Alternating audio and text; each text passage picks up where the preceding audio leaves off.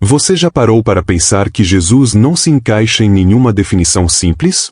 Ele era majestoso, mas andava descalço. Inspirava respeito, mas era rejeitado. Chorava, mas carregava uma força inabalável.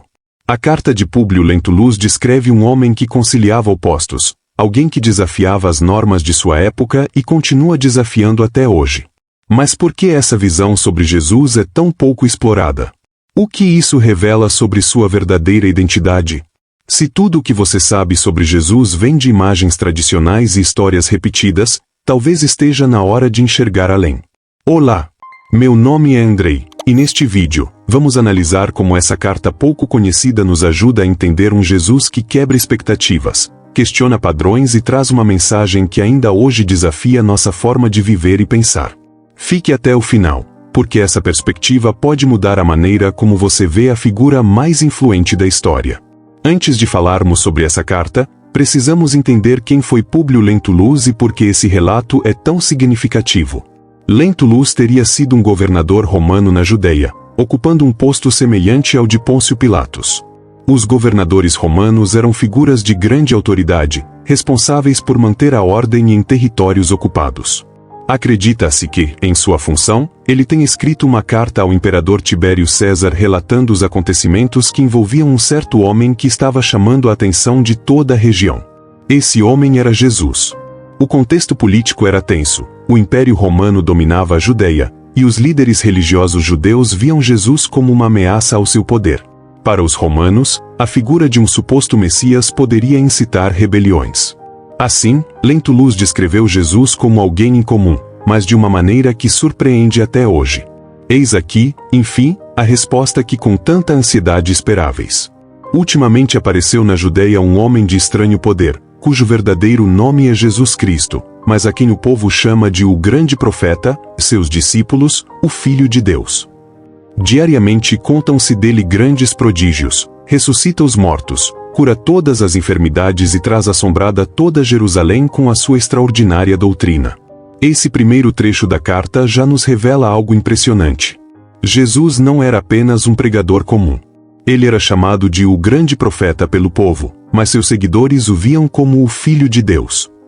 Essa dualidade já sugere algo profundo. Jesus despertava interpretações diferentes dependendo da perspectiva de quem o observava.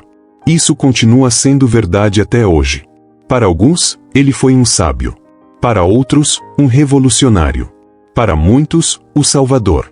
Mas uma coisa é certa, ninguém saía indiferente ao ouvi-lo.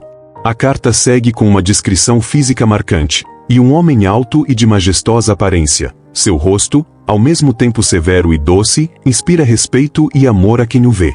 Seu cabelo é da cor do vinho e desce ondulado sobre os ombros. É dividido ao meio, ao estilo nazareno. Sua fronte, pura e altiva, sua cútis pálida e límpida, a boca e o nariz são perfeitos, a barba é abundante e da mesma cor dos cabelos, as mãos, finas e compridas, os braços, de uma graça encantadora, os olhos azuis, plácidos e brilhantes. O que essa descrição nos diz? A primeira coisa que salta aos olhos é o contraste, severidade e doçura.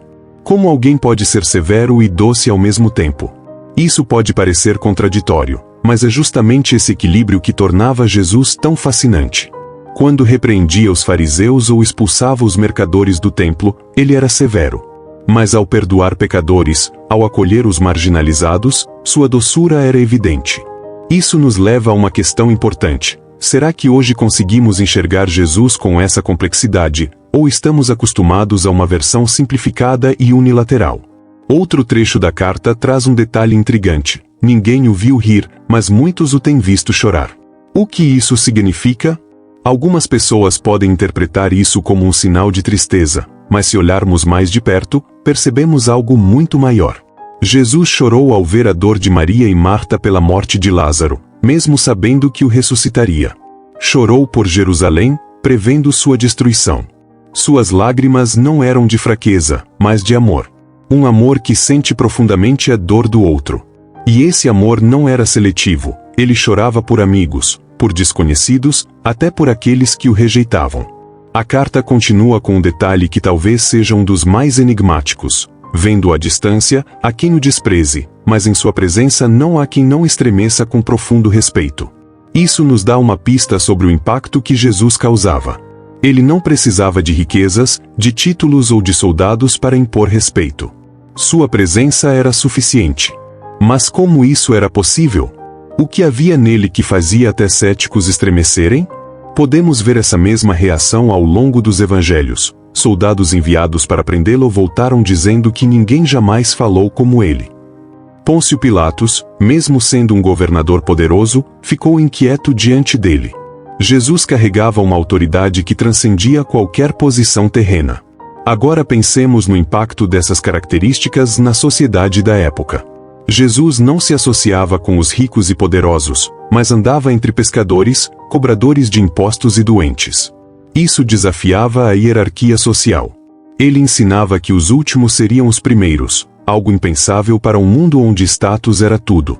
Sua forma de liderança também era revolucionária. Enquanto os reis governavam pela força, ele servia. Ao invés de buscar privilégios, lavava os pés de seus discípulos. Seu ensinamento era claro: no reino de Deus, grandeza não é medida pelo poder, mas pelo amor e pelo serviço ao próximo. Esses paradoxos não eram apenas palavras bonitas, eles impactaram o mundo de maneira irreversível. Hoje, mais de 2000 anos depois, bilhões de pessoas seguem seus ensinamentos. Ele nunca escreveu um livro, mas suas palavras são as mais lidas da história. Não comandou exércitos, mas seu nome inspirou nações. Foi rejeitado, humilhado e crucificado, mas sua mensagem sobreviveu a impérios e revoluções. Como isso foi possível? Talvez a resposta esteja exatamente nessas contradições. Jesus não veio para se encaixar nos padrões humanos, ele veio para transformá-los. E agora eu pergunto, quem foi Jesus para você? Como essas contradições moldam sua visão sobre ele?